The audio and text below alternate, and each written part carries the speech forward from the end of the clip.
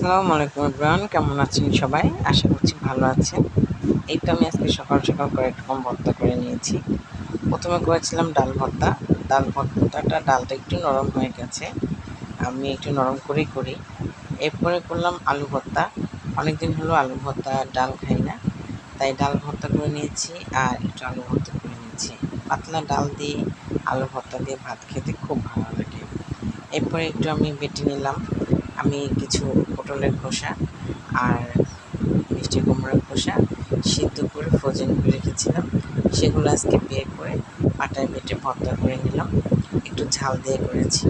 এই যে পটলের খোসা, পেঁয়াজ আর রসুনটা এখানে শুকনো মিষ্টি একটু টেলে নিয়েছি, এই কারণে আমার ভর্তাটা একটু কালচে হয়। আর আমি আবার ভর্তাগুলো সবগুলো ভালো মতো ভেজে নিই। এরপর যে অনেক ছোটোবেলার খাবার, পাটায় মেখে খাবার, এটা আপুর হাতে মার হাতে অনেক খেয়েছি, এখন নিজ হাতে করে খাচ্ছি। অনেকদিন পর খেলাম, তাই ভাবলাম আপনাদের সাথে একটু শেয়ার করি। জানি না আপনারা এইভাবে কেউ পছন্দ করেন বা কেউ করেন না, তারপরও আপনাদের সাথে একটু শেয়ার করলাম। এই তো এটা ভালো মতো খেয়ে নিয়ে তারপর আমি প্লেটেই ভাত নিয়ে নিলাম। প্লেটে আমি আলু ভর্তা, বেগুন,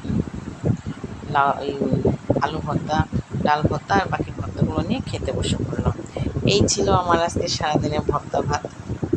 আসলে বৃহস্পতিবার, তাই ভাবলাম একটু ভর্তা ভাত করি। সবসময় তো মাছ মাংস খাওয়া হয়, কিন্তু ভর্তাটা খাওয়া হয় না। আশা করছি আপনাদের কাছে ভালো লাগবে। ভালো থাকবেন সবাই। আসসালামু আলাইকুম।